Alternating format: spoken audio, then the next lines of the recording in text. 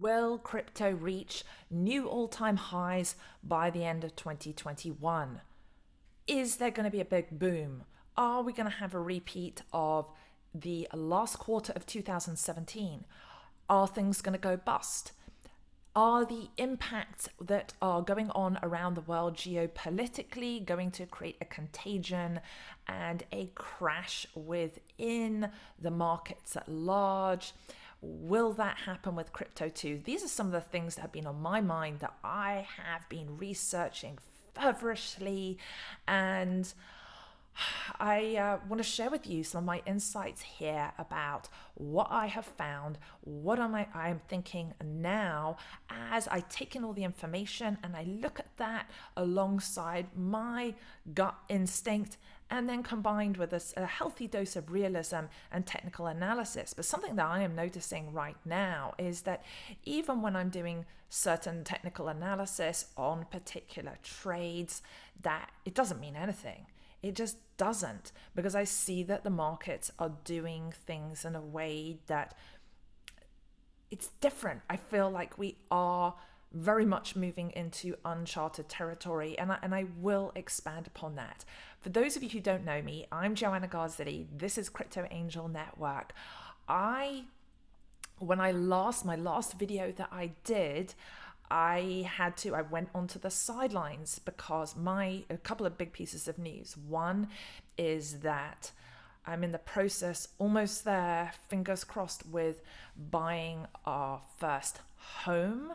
And so I just decided to take profits, not be greedy, go onto the sidelines, and to be able to put that into something to physically live in. So that is very, very exciting. It's not a Lamborghini, it's a home.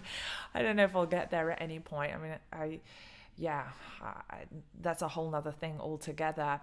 So I'm not as wild as that.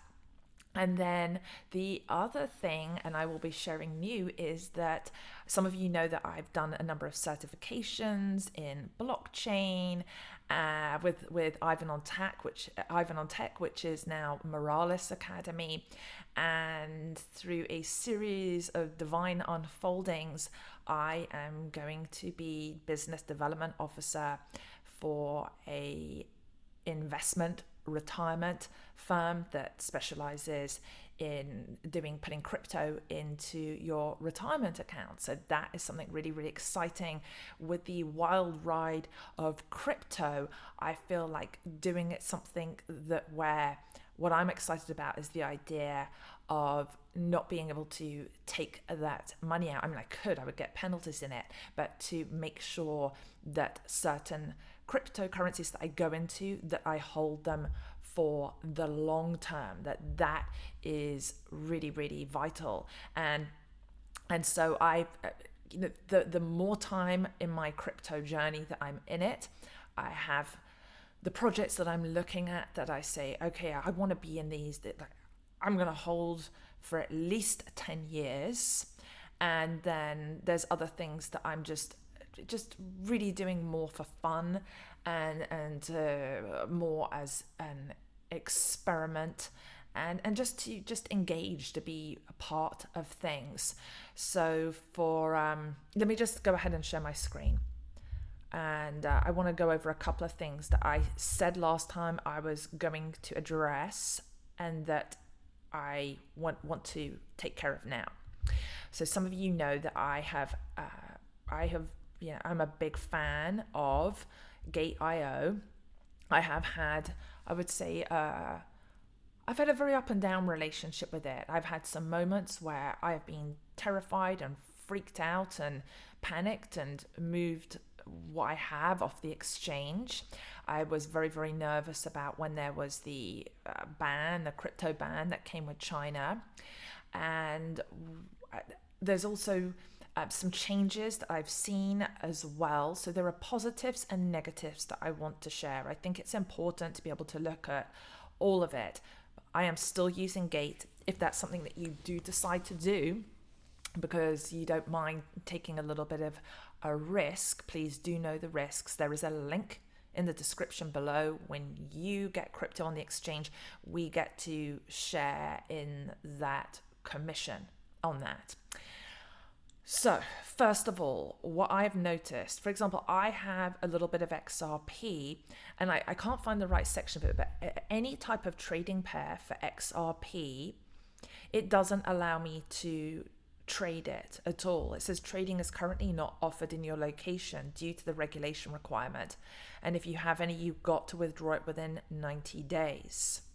So you have to be really careful. And then what happens is you need to stay up to date on the rules, because sometimes it's fine trading a particular token in Gate, and then because the regulations change, then it's not possible anymore. And the big difference, for example, if you're trading, say, on a Coinbase Pro, let's just say Coinbase Pro, right? With that, they work very, very closely with the SEC, with the regulators. And so it's very, very unlikely.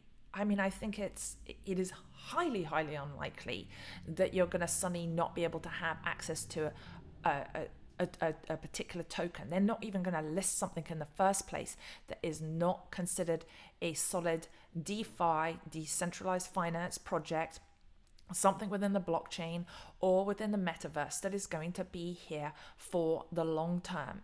So Gate is, I would say, a little bit more, they take on what I consider very, very exciting project. And so if one leans more towards having a higher risk reward, then you're an experienced trader, you will enjoy Gate very, very much. Because, for example, Shiba Inu, that was originally you could only get on Uniswap, or you could get on Gate as well. That when that went over to Coinbase, yes, it pumped and then it dumped, but now we are back up at those all-time highs with it. And so, for example, certain meme tokens, which again, I have a love-hate relationship with meme tokens, but I mean, what you've got to love about them, I think, is that the community part of it. The part I don't like is that you do get scammers out there. You have people that are just basically putting out tokens that have absolutely no fundamentals at all and are just highly speculative, where it's people saying, oh, just go and buy this thing, and that it's going to work out.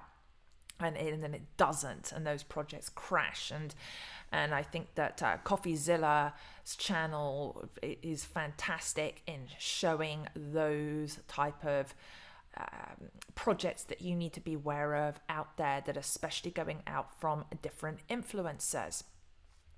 So a couple of things here. So what I was going to say with that on Gate, you do have these very exciting tokens that have not hit certain main exchanges yet, but you have to, again, super high risk.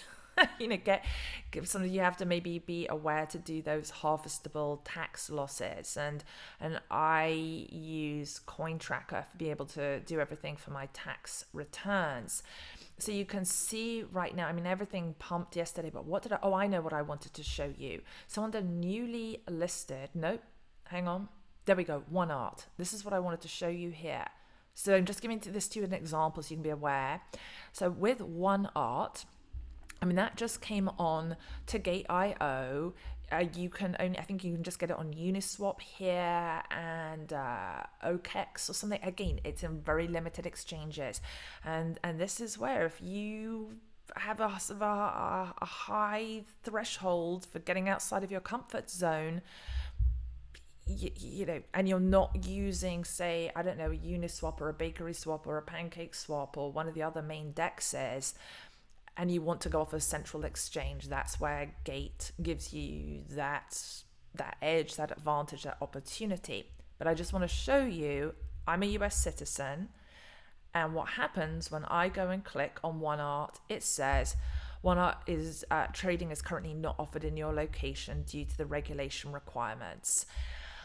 So you know, it's going to come down to what country are you in as to whether you can or can't trade. within, and have access to certain projects. One thing that I am surprised, and I'll talk about it more in another video, that I went into after I said, something that I realize is when I say I'm never going to do this thing again, I need to just stop saying that, because what I'm realizing my crypto journey is that sometimes I don't know what I'm going to do. I said I was never going to get another meme coin again, but I am in Quiche Inu, because one of the things where we saw with Shiba, and Shiba went onto Coinbase, it looks like Quiche Inu is going to be listed on Robinhood. That is something that is coming. And where I remember just a few months ago when I had Shiba, and it was a couple of 100,000 community on Twitter, and then let's see, now it's 1.3 million. So right now Quiche Inu is around 300,000, and you can just see it just pumped yesterday, and it has not, like, I think that's something that is like, okay, I'm going to just take a little risk on that, but never doing more than one can afford to lose. Again, that what I'm noticing with the cycle right now, we had that big Bitcoin pump, then Ethereum followed, the altcoins were stagnant. Now altcoins have just pumped. Bitcoin is, I guess, going tiny bit bearish right now, and Ethereum a little bit bearish, but not really compared to where we were. And so that leads to a bigger thing that I will talk about more another time, because I want to address these things about Gate, is that where are we going for the rest of 2021? What I've said overall, what I believed, and I still feel the same way, is that I think that where are we going to be in December 2021? Everything is, I do think we're gonna have sort of echoes of 2017, where things are going to really start to go parabolic. It sort of feels like you really can't mess up right now. What I was watching for towards through August and later in September was, are things going to drop off a cliff? Are we going to actually go very, very bearish? And I just don't see that happening. I could be totally wrong. This is just my speculation, but I just don't think that is going to happen, because the way the markets are moving, a lot, the mass adoption of institutional money pouring in, and then companies like PayPal and Square that are saying you're going to be able to go and use these certain tokens. So another thing that I want to share with you of my experience here, I went, Gateio. One other thing before I talk to you about what my experience was with the credit card bank transfer situation, because how I have moved money, my funds onto Gate, always, is that I have either gone through, typically I haven't done it from that way from Coinbase, but from Binance US, I would buy US dollar Tether, and then I would move that US dollar Tether over to Gateio. One thing that you have to be aware of when moving Tether back and forth off of, whether it's Binance US or whatever other exchange, I know because I use that, or from Coinbase Pro over to Gateio, that the fees are pretty high. I have to check again, but when I last did it was around $50-$60 to be able to get those funds across, and I did not like that. So one of the things I did in the end when I was doing some trades was I did Bitcoin, and better still, I did Ethereum. The fees were not so high with Ethereum, and then I traded from Ethereum to US dollar Tether. So I think the challenge is if you want to get into certain tokens, these projects, and especially when something suddenly is coming on and it's going to move, let's say, for example, I'm excited about a project. I want to go and get those tokens on Gate. If I buy Tether on Binance US or on Coinbase, I have to keep those funds on the exchange for at least 7 days. And I think with Binance US, it is 10 days before one can move the funds across, which is really, knowing the way that the markets move. And if you want to get into something before it pumps, like it just, you want to be prepared, or that's what I've learned. I realized I want to be prepared for something if that's going to move. Okay, so in terms of, I want to show you what happened here. When you add on into a credit card, I thought, oh, this is really, really exciting, because if I wanted to get on something and I don't want to wait the 10 days to be able to buy something. But, and so let me just go through this here with you. You've got Banksa, Simplex, Mercurio, Advocash, and Coinify. Oh, one other thing. Some of you, what I've seen in the comments, if you are wanting to take your funds, let's say you go, you know what, I want to go liquid here. I want to cash out and take my crypto out. Something I noticed that changed in Gateio is you cannot do it with less than, you have to have, I think it's more than $400. It's around $450 of whatever that crypto is to be able to get your funds off the exchange. So please be aware of that. That is absolutely critical. And here's the thing, everything is constantly changing. Within the exchange, I definitely had knee-jerk reaction a few months ago. I'm like, oh my gosh, what's going on? Why is this happening like this? So I can't access these certain things. I think what's happening with the exchanges is that, and let's just refer to Gate here, is that they are having to react to suddenly different regulations that kick in. So you really want to stay clued in on that, because let's say, for example, you go, oh, I'm just hodling, I don't need to look at anything, but you don't check your account for 3 months or so, and suddenly there's all these restrictions. You might miss that there is a 90-day warning and that you cannot trade something, sort of like XRP or one of the other tokens where they suddenly say you are not able to trade that. Now, just coming back to this with these providers, I thought, okay, let me give this a go, because the fee is only 1.9%. Banksa is the one that says it's hot here for being able to use as a provider. And my experience was that, let's just see if I can go to, where is it with Banksa? Is this it? Yeah. So with Banksa, is that here? Nope. Hang on. Let me go to it. What happened for me was I went through the process of setting up. It has really excellent reviews, and but it was not working for me with the US. I went through all the verification process. It does ask for your KYC, right? Know your customer, and it didn't do it. It rejected on every single one of my credit cards. So I think that this is one of the barriers to entry for people, is that it's still, because of however the regulations work or restrictions with credit card companies, that even though it says it has $1 billion of transactions, I wasn't able to go ahead and do it. How many other people are going through that same experience?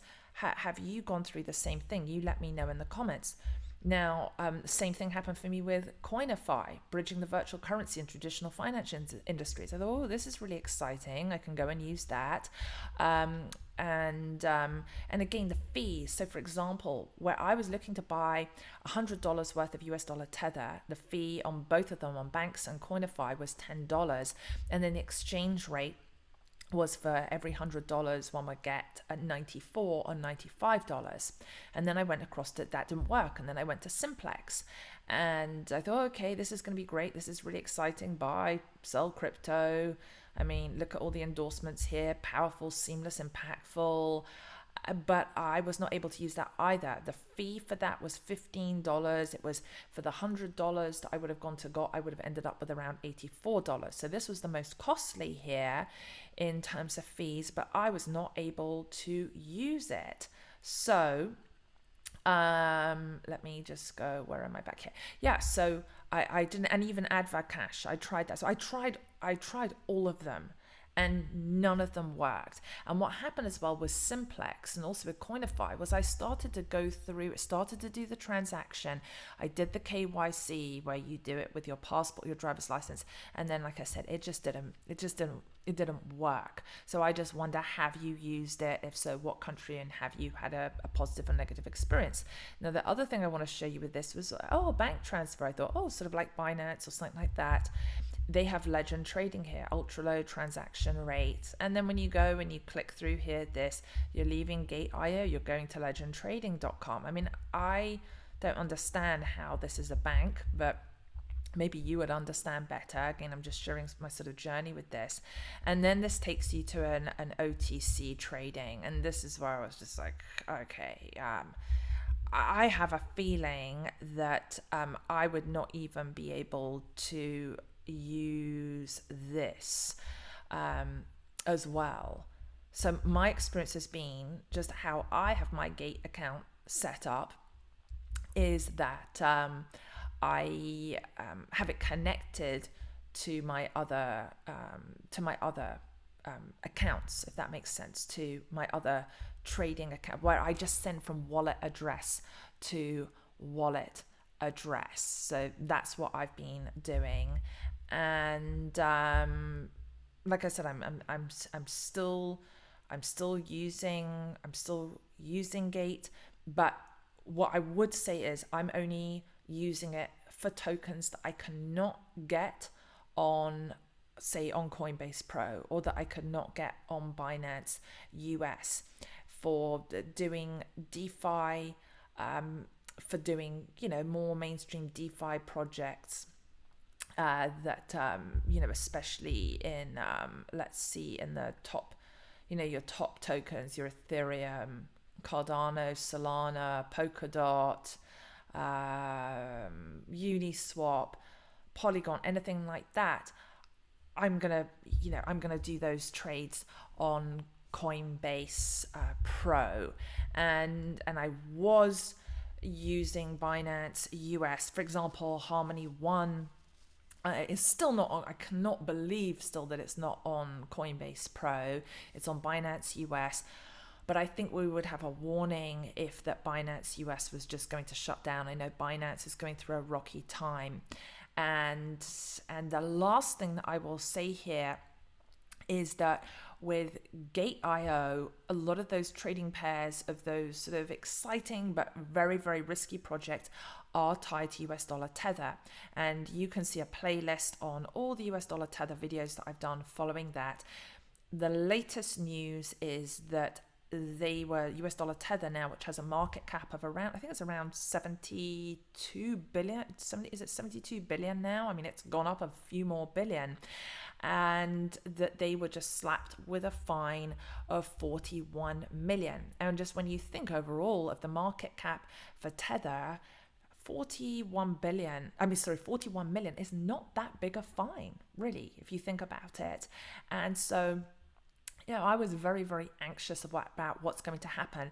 But I think, and a few members of the Crypto Angel Network community have said, look, if a certain token, if Tether went belly up, if there was some problem, because there's talk of a lot of their commercial paper notes being tied to Evergrande, but we don't know, right? A lot of speculation there and just rumors for things. But let's say, for example, worst case scenario, Tether goes through hell, or there's some type of major crackdown, then whatever token you have, I suppose one would just hold on to that token, and then there must be some other type of trading pair that would come up. There would have to be some other type of solution that would replace Tether.